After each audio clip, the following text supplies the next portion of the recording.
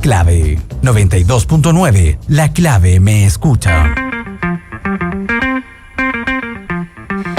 10 de la mañana con 11 minutos y hemos visto que la aprobación a la figura del presidente Boric en la última encuesta CADEM mostró un alza de 8 puntos y el gobierno está celebrando una gran semana considerando que el mandatario venía registrando esta tendencia a la baja desde hace varios días. La reforma de pensiones y un discurso más conciliador le habrían servido al parecer al presidente para repuntar en las encuestas. Junto a todo ello se suma la visita del gobierno a la región de la Araucanía, donde mantuvo un discurso enfocado en la seguridad y la restitución de tierras al pueblo mapuche. Para hablar de todo esto y más, ya estamos en contacto con Alberto Mayol. ¿Qué tal, Alberto? Sociólogo, escritor, académico de la USACH y director de la Facultad.cl.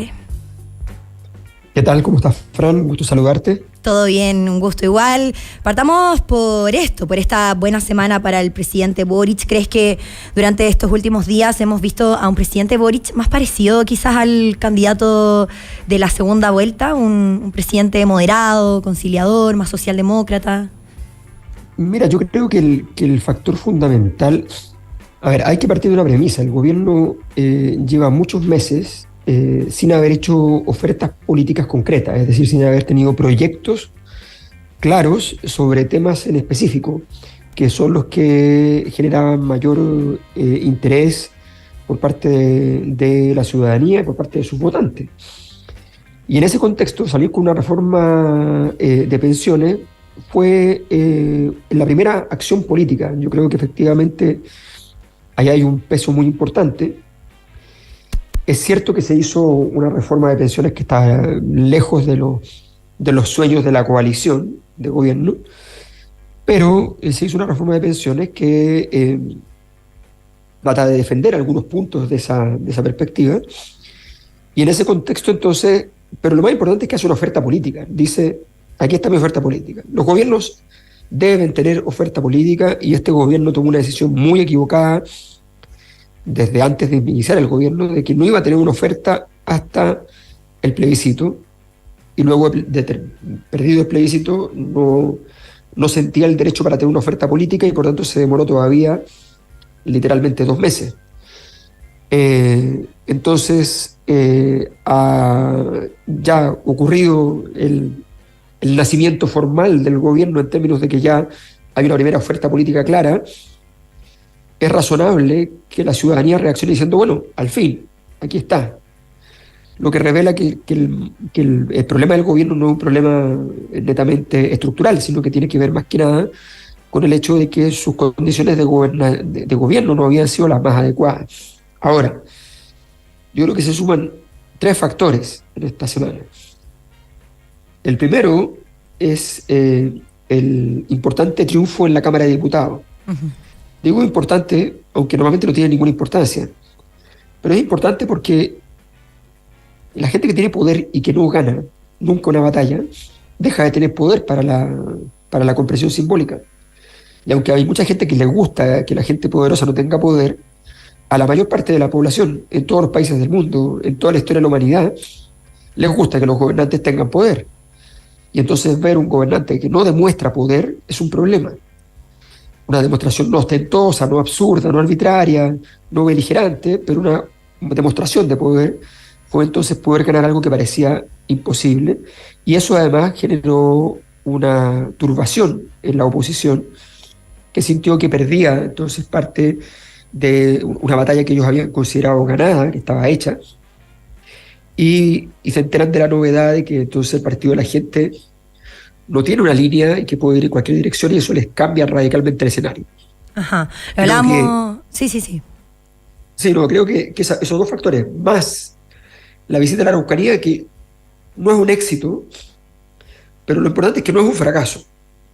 Es una visita a la Araucanía que no tiene nada malo, no tiene mucho de bueno, pero no tiene nada malo, y eso borra en el fondo la primera herida, una herida muy grande que se estableció para este gobierno con el tema Araucanía en el primer día hábil de gobierno, y por tanto eso cambia cambia el escenario, y creo que en ese sentido se revela que la derecha no es que tenga un plan súper bien armado y que lo está haciendo súper bien, sino que sencillamente se encontró con un gobierno que no estaba sabiendo llevar las cosas más básicas y que cuando el gobierno empieza a hacer las cosas más básicas, empieza a funcionarle. Uh-huh. Lo hablábamos la semana pasada y respecto a esta movida de la ministra Analía Uriarte, este posicionamiento también que funcionó también respecto al camino hacia la presidencia de la Cámara de Diputados, pero respecto a esta oferta política que tú comentas, ¿sientes que esas estrategias que han realizado desde el gobierno van compuestas de un cambio honesto? ¿Está planificado? ¿Era parte de quizás en este momento hacer esa apuesta de ganar o morir quizás, dado la desaprobación que veníamos viendo de tanto tiempo? O sea, un gobierno que quiere hacer transformaciones no puede demorarse mucho. Naturalmente que tiene que presentarlas relativamente pronto. El proceso de instalar una política pública puede tomar muchos años, y si tú no la dejas instalada y tienes un gobierno después que es contrario, la puedes desinstalar sin ningún costo. Entonces, tienes que hacerlo lo más rápido posible, y así vale para los temas de educación, que son temas... Este es un gobierno que no puede asumir, como está asumiendo, a mi juicio, el Ministerio de Educación, que el tema de educación se va a quedar en la discusión sobre financiamiento de los establecimientos, sobre la seguridad en los establecimientos. No, estos liderazgos provienen de un movimiento educacional que venían a decir, justamente tenemos que hacer una socialdemocracia en educación. La socialdemocracia es algo bastante distinto a lo que hay en Chile, y ese camino no se ha transitado. Entonces van a tener que transitarlo sí o sí. La reforma de pensiones, las reformas de salud, las reformas educacionales van a ser reformas que sí o sí van a tener que hacer. Ya se comenzó con la de pensiones, es un paso adelante, independiente de que efectivamente, a ver, los gobiernos tienen que ser moderados siempre, no existen gobiernos viables que no sean moderados, salvo que tengan dinámicas imperiales y quieran salir a conquistar y cosas por el estilo, pero la moderación es importante. Ahora, la moderación no significa la inacción, no significa no probar fórmulas, no significa no apostar.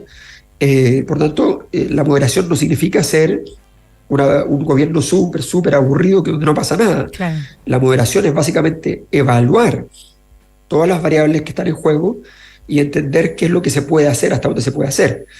El gobierno tiene ahora que demostrar hasta dónde está disponible para que esta reforma pueda ver la luz de una manera tal que reivindique el rol del Estado. Esto es un grupo de personas que creen en el Estado, y para eso tiene que funcionar la reforma de una manera tal de que sea confiable el Estado en el futuro. Por ejemplo, si tú sientes que tienes tus fondos en la institución pública que los va a administrar y no en una privada, y resulta que la privada tiene oficinas en toda Chile y son cómodas y te atienden y te dan información, y la pública no te da información y no es cómoda, no te atiende, bueno, eso hace que se anule la gracia del proyecto.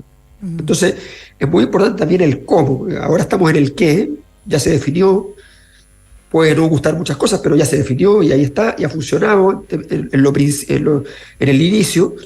Se cierran las FPs, que es una jugada importante. Se abren nuevas organizaciones privadas con fin único, que son en el fondo AFPs, pero con unas nuevas reglas y con un nuevo tipo de comisiones, que es una cosa muy importante.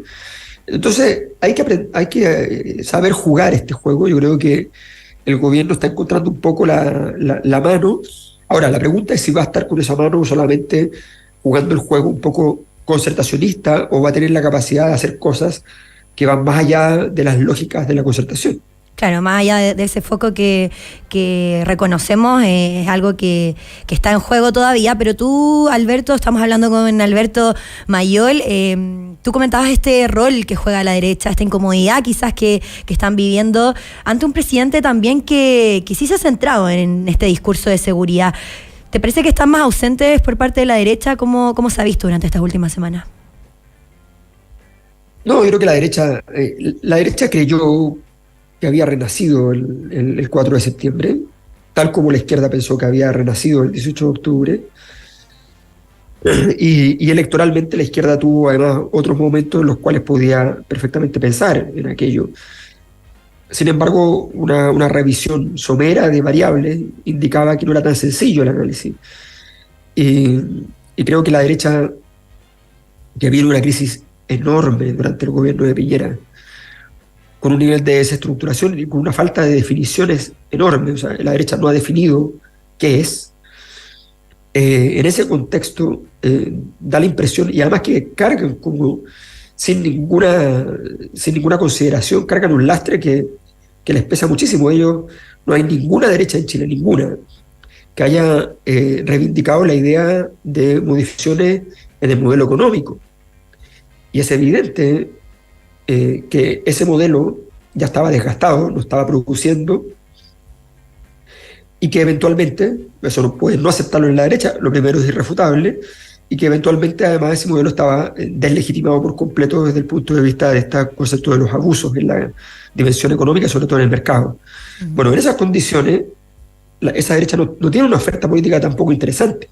Su oferta política nacía de ser oposición, tal como la oposición vivió días de gloria de izquierda, la oposición de izquierda vivió días de gloria durante el gobierno de Sebastián Piñera. Entonces, mientras el único juego que se juegue es destruir el proyecto de gobierno, no digo el proyecto político porque no lo hay, del otro, bueno, evidentemente cuando te toque a ti ganar la elección no vas a llegar con nada. Entonces este es un momento donde la derecha se empieza a dar cuenta, guitarra en mano, que no tiene la menor idea de lo que tiene que hacer, que en un día difícil ya se hacen cualquier estupidez y no saben mucho qué hacer. Uh-huh. Y volviendo un poco, Alberto Mayol, a esta conversación respecto al presidente, ¿tú sientes que el presidente Boric supo leer el momento actual en cuanto a las necesidades ciudadanas, a la competencia por llegar ahí a la presidencia, a la Cámara que tú también mencionabas? ¿Quizás sabía lo que venía? Yo creo que en general han ido comprendiendo que no se puede generar vacío. El eje político de Gabriel Boric era un eje político que no ha estado tan equivocado desde el principio en términos discursivos, pero que ha estado equivocado en términos de decisiones. Y la comunicación no puede tapar las decisiones en política, no lo va a lograr nunca. Entonces él tiene que pasar a un ámbito decisional mucho más marcado, tiene que establecer un liderazgo mucho más fuerte y tiene que haber una línea de trabajo más concreta. Tiene que verse poderoso y tiene que ejecutar políticas públicas que sean de impacto nacional. Si eso no ocurre, sencillamente su capital político se irá perdiendo de manera consistente. Este salto que pega, que igual lo considero, no sé cuál es la posición. Esta semana sacamos una encuesta nosotros en la Cosa Nostra, pero ahí voy a ver, de acuerdo a la evolución que tenemos ahora. ¿La sacaron o la van a sacar? Sí, la sacamos bien. Lo que pasa es que la encuesta empezó a hacerse poco antes de estas medidas, por tanto van a salir unos resultados un poco mezclados, pero vamos a ver si hay alguna evolución importante. Sin embargo, más allá de eso, yo la verdad es que la encuesta de CADEM me parece muy sorprendente, porque es muy raro. Lo escribió también Axel Callí en Twitter, lo vi, lo retuiteé. Dijo, oye, pero si esto no se muere así los datos nunca, de una semana para otra, 8 puntos. Claro. O sea, tendría que haber rescatado, no sé, un niño de un atropello, es una cosa sorprendente. Pero bueno, más allá de eso, efectivamente, fue evidente que la semana pasada fue una semana buena, fue evidente. Y yo creo que si se aprende de las lecciones en positivo y de ir organizando la coalición lo más posible, creo que el gobierno adquiere sustentabilidad. Ahora, muy importante, la sustentabilidad del poder es una cosa. Otra cosa es que tu proyecto sea reivindicado.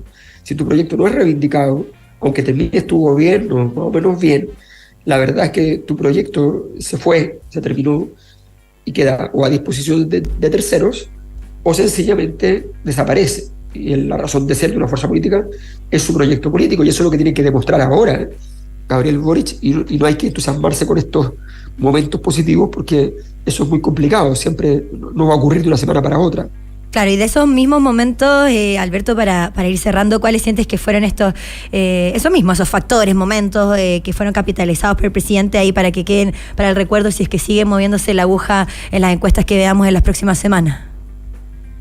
Sí, yo creo que el tema de cerrar la AFP es una cosa que es muy simbólica. Yo decía alguna vez que hace muchos años, cuando estaba ya la crisis de la AFP, que era muy evidente, era muy fácil resolver el problema, porque si tú cerrabas el sistema de AFP, podías haber mantenido la capitalización individual y esa habría sido otra discusión, pero se habrían cerrado la AFP y la gente lo que odiaba era la AFP. Entonces, claro, es una jugada que resuelve parte importante del problema político propiamente tal. No significa que detrás de eso haya un diseño técnico tan grande, pero resuelve el problema político. Y yo creo que la gran lección es que si el gobierno construye sólidos proyectos, a veces no tan grandes tampoco, no estamos hablando necesariamente que tienen que ser puros proyectos de 3.000 millones de dólares, pero proyectos importantes en el área de salud, educación, yo creo que no cabe ninguna duda de que el gobierno va a empezar a tomar la manija, y si va ganando algunas batallas a la derecha, evidentemente, esta es una derecha que no está ni gobierno Novoa, ni Pablo Longueira, no es una derecha invencible, muy difícil, negociadora. No, eso no es verdad, es una derecha particularmente pedestre, sin honor a su propia tradición, digamos, de gente que sabe manejarse en estos mundos. Así que perfectamente yo creo que es algo donde el gobierno con un poco de articulación política puede perfectamente salir ganando. Pero en medio de esta misma articulación, ¿sientes que hay algunos factores más personales, como esto que conversábamos la semana pasada de su preocupación por su salud, de andar en bicicleta, que se ven reflejados en momentos como el concierto del fin de semana, y no solo en el presidente, sino que también en la ministra Vallejo, por ejemplo? Sí, eso hay que mirarlo con calma, porque recordemos que si es por manifestaciones públicas, el rechazo se sacaba 3 votos. Entonces siempre hay que tener cuidado con eso. Por ejemplo, aquí en España hubo una marcha grande en Madrid, y la presidenta de la comunidad, que es de derecha, acusó el golpe. Pero yo creo que si no hubiese acusado el golpe, no significaba mucho en contra de ella, porque en el fondo las manifestaciones públicas también pasó cuando ganó Bolsonaro, no esta vez, la vez pasada. Las manifestaciones del PT habían sido extraordinariamente gigantescas, increíbles.